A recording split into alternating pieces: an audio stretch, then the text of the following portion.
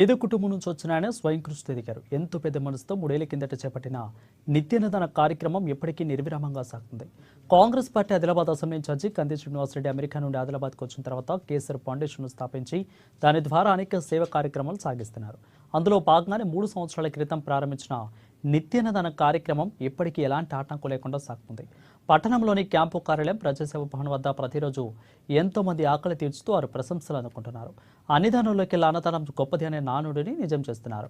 ఈ నిత్యాన్నదాన క్షేత్రానికి పలు ప్రాంతాల నుంచి ప్రజలు వచ్చి ఇక్కడ భోజనం చేసి వెళ్తున్నారు.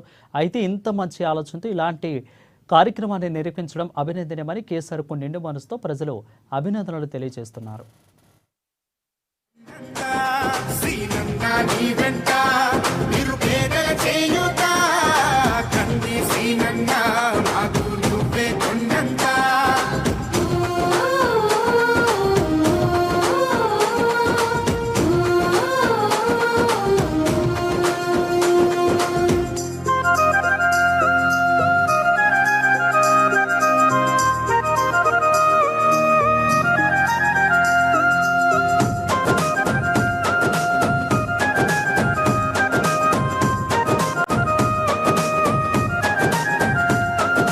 పోరాటానికి పొలికే కై పిడికిలి ఎత్తినవు, పేదల బ్రతుకుల మార్చుటకై పయనం గట్టినవు.